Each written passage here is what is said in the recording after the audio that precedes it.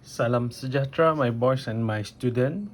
Untuk video kali ini, cikgu akan mengajar untuk unit 3 bertajuk Kerohanian Membentuk Individu Bermoral.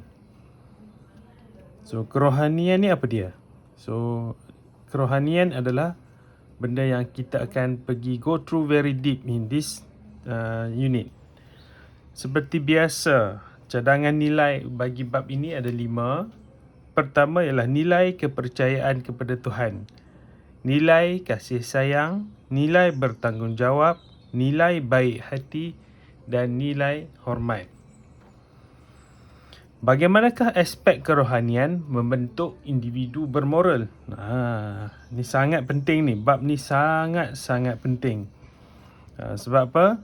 Kerohanian ini menjadi tunjang kepada akhlak seseorang ataupun bermoral atau tidak bermoral seseorang tu bergantung kepada nilai-nilai kerohanian yang terdapat dalam diri dia. Dalam buku ni menunjukkan dalam buku teks muka surat 30 ni menunjukkan 4 gambar yang menggambarkan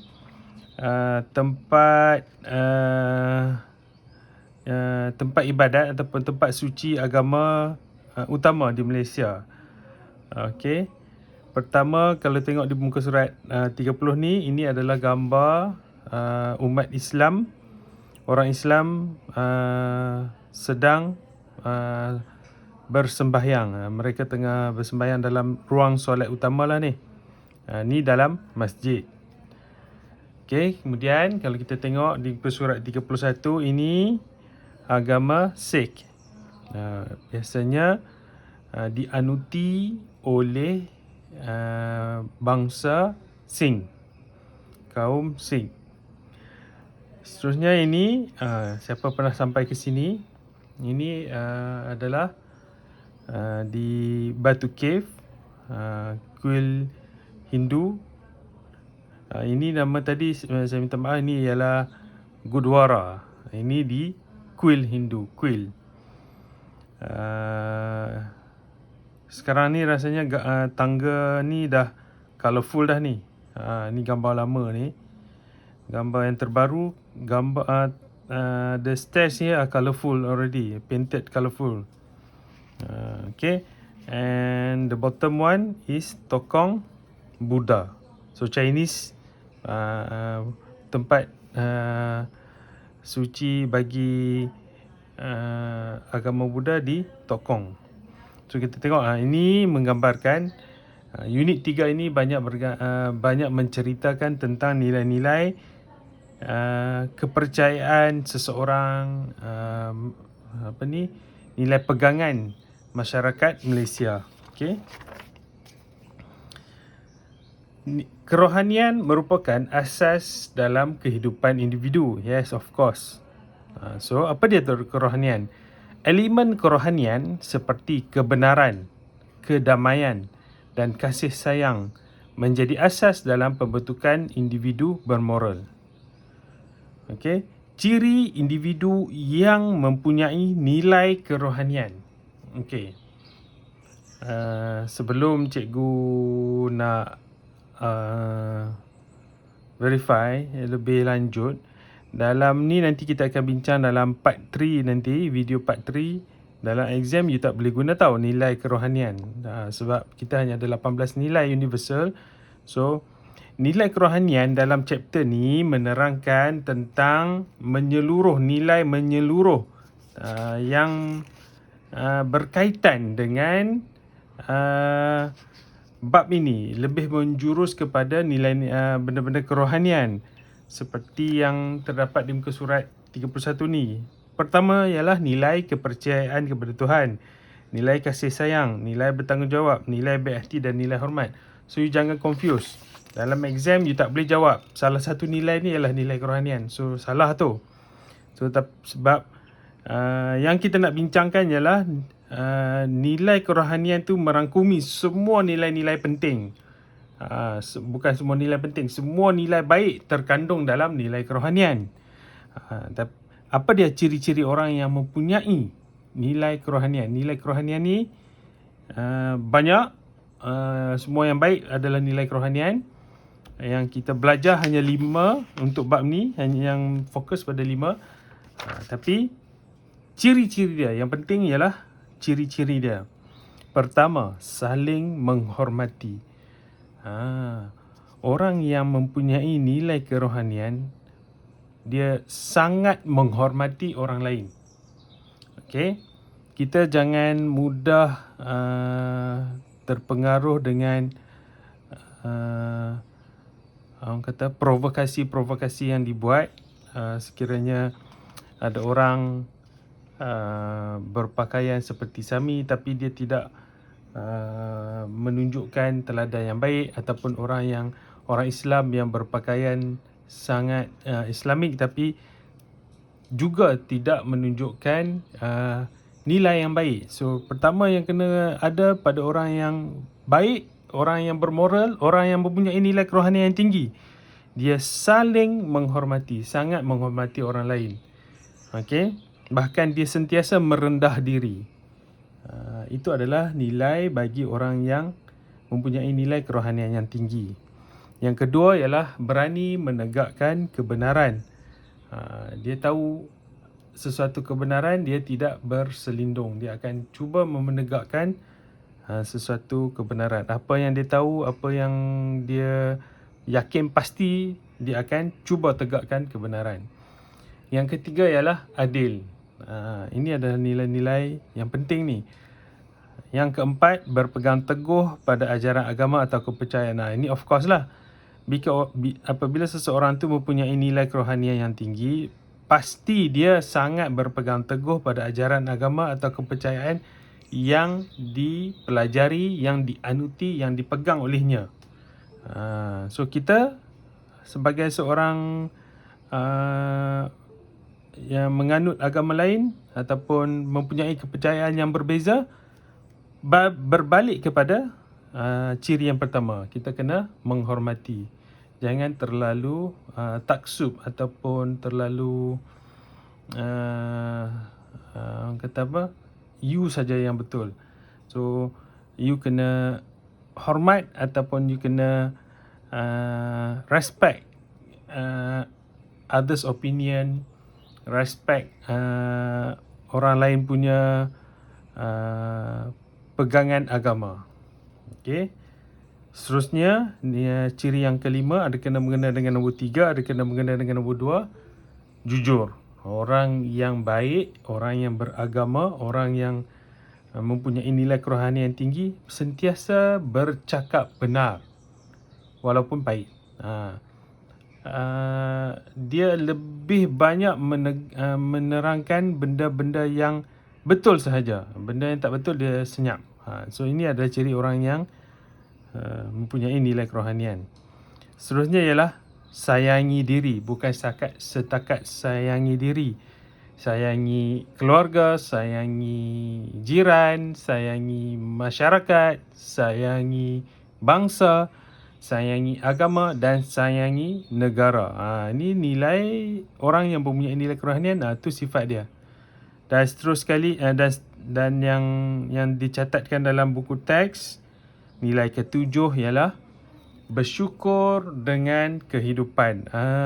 Ini sebenarnya sangat menjadi benda yang semakin tipis dalam masyarakat kita. Semakin hari semakin dilupakan konsep ataupun nilai amalan untuk bersyukur. So whatever you have, just thanks to God.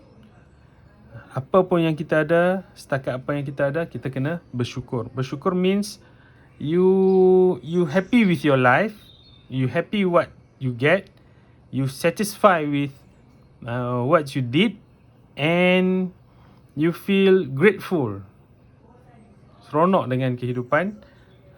So itu adalah bersyukur. You tak merungut, tak selalu komplain, tak mencari salah sesiapa, tak mencari salah orang. Apa lagi? Itulah benda yang selalu terjadi. You tak compare. I buat benda yang sama. I bangun 6 pagi, tidur pukul 12 malam. Kenapa gaji I hanya 4,000? Orang tu bangun 8 pagi, tidur pukul 10 malam. Gaji dia 14,000. Itu orang yang suka compare. Dia bukan termasuk dalam golongan yang nombor 7 ni. Pun sama juga. You tak boleh compare, you tak boleh complain. Bukan tak boleh. Jangan merungut selalu. Itulah nilai, ciri-ciri individu yang mempunyai nilai kerohanian. Okey, faham ya di sini? Saya harap you faham. So, nanti part 3 saya akan ceritakan berkaitan dengan peperiksaan. Okay, kita move on to page 33. Cara meningkatkan nilai kerohanian. Ada banyak cara. Okay, cuma buku teks ni hanya menerangkan 1, 2, 3, 4, 5, 6. So, ada banyak cara dalam dunia ni untuk you tingkatkan nilai kerohanian. Yang pertama, menjadikan ajaran agama atau kepercayaan sebagai panduan hidup. Mempelajari dan mengamalkan tuntutan agama atau kepercayaan dalam kehidupan seharian. First, you sudah ada satu agama, you percaya dengan agama you yakin dengan Tuhan. Kita mesti mengamalkan apa yang Tuhan suruh kita buat. Ini yang menjadi masalah. Ini yang menjadi masalah kehidupan rakyat Malaysia hari ini. Tak kira agama. Apa yang saya perhatikan, budak Melayu Islam ke, budak India beragama Hindu ke, budak Cina beragama Buddha ataupun Kristian ke, even Sing yang beragama Sikh pun, mereka semakin hari semakin melupakan atau meninggalkan ajaran agama. Ini menjadi masalah. So, bukan hanya masalah satu-satu kaum, satu-satu bangsa atau satu-satu agama. Boleh kata keseluruhan generasi muda semua suka tidak mengamalkan agama masing-masing. Okay, so itu nombor 1. So, kita kena berbalik kepada agama, kena ikut suruhan Tuhan. Apa yang agama kita suruh buat, follow. Agama yang suruh buat baik, jangan langgar perintah Tuhan. Okey. Seterusnya, nombor 2, menerima kepelbagaian bangsa, kepelbagaian agama, kepelbagaian bahasa, kepelbagaian warna kulit. Ini nombor 2. So, cara untuk kita tingkatkan, kita accept semua orang potong kulit, semua keluar darah merah. Tak ada orang keluar darah biru, tak ada orang keluar darah kuning. So, sebenarnya warna kulit saja yang membezakan. Pigmen kulit saja. Semua orang adalah sama. Yang membezakan, bagi orang yang membezakan seseorang ialah hati. Hati baik ke hati jahat? Hati seseorang tu je yang membezakan, bukan bangsa atau warna kulit. So, kita perlu menjaga hubungan baik sesama manusia. Ini selalu saya tekankan. Kita di Malaysia sebenarnya banyak diprovokasikan oleh parti-parti politik berkaitan dengan sikap perpaduan rakyat Malaysia. Sebenarnya, kalau kita lihat apa yang terjadi di Malaysia ni, kebanyakan rakyat Malaysia boleh hidup saling bantu-membantu sesama kaum, sesama rakyat Malaysia. Tak kira apa yang terjadi. Kalau boleh, you tengok saja YouTube, you search apa-apa tragedi yang berlaku secara spontan. Contohnya kebakaran, kemalangan, banjir, ribut. Tak kira agama, tak kira bangsa, kita akan saling tolong-menolong. You tak ada tengok, orang India yang accident, tunggulah, biarlah dia. Tak. You tengok rumah orang Melayu terbakar, biarlah, tunggulah, biarlah dia terbakar. Tak ada. Semua orang, kita naturally, orang yang baik, secara naturally, dia tak kira bangsa, tak kira agama, dia akan tolong. So, ini yang saya selalu tekankan. Malaysia sebenarnya, kita sangat beruntung. Kita duduk dalam satu negara yang mempunyai berbagai bangsa. Okey. Seterusnya, melindungi alam sekitar. So, pertama dengan Tuhan, tadi kedua dengan masyarakat. sesama manusia. Yang ketiga ialah alam sekitar. Menjaga keseimbangan flora dan fauna. Saya kalau dalam bab ni melindungi alam sekitar dan menyayangi haiwan. Dalam ni patut tambah sekali ni sebab ini berkaitan dengan kerohanian. So bila kerohanian, kita cerita tentang kasih sayang. Kasih sayang sesama benda bernyawa, makhluk bernyawa. Pokok pun ada nyawa, binatang pun ada nyawa. So melindungi dan menyayangi alam sekitar ataupun menyayangi haiwan. So mungkin dalam peperiksaan you boleh tambahlah menyayangi haiwan. Okey, kat sini saya tambahlah sendiri haiwan.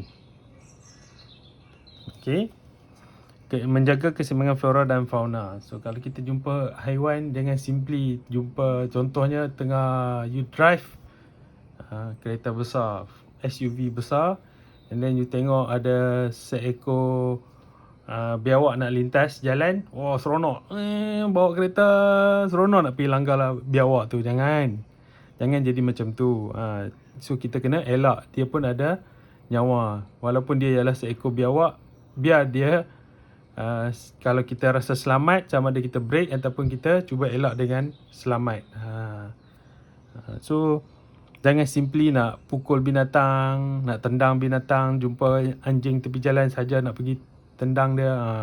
So tu bukan ciri-ciri orang yang mempunyai nilai kerohanian. So seterusnya ialah menjalani kehidupan yang benar dari aspek pemikiran, perasaan dan perlakuan. Mengamalkan nilai kerohanian dalam kehidupan. Ini pemikiran, perasaan dan perlakuan, ini 3 dimensi moral lah ni. The way you think, the way you feel, how you act. So berkaitan dengan agama, berkaitan dengan manusia sekeliling, alam sekitar dan haiwan. Yang seterusnya ini berkaitan dengan apa? Minda. Minda kena sihat. Pemikiran you kena baik, perasaan you kena emosi stable. So bila you berfikiran baik, emosi stable, you akan membuat perlakuan ataupun you react dengan very good manners. Okay. Seterusnya ialah mentaati ibu bapa. Of course, ini bila you semakin, ini penting ni, mentaati ibu bapa, bersikap baik terhadap ibu bapa. Dan akhir sekali, menjauhkan diri daripada gejala negatif, melakukan aktiviti yang berfaedah. Of course, bila you tidak terlibat dengan gejala negatif, you akan buat aktiviti yang berfaedah. Okey, baik, itu saja untuk video kali ini, video part 1. Kita akan bertemu dengan video part 2. Sekian, terima kasih.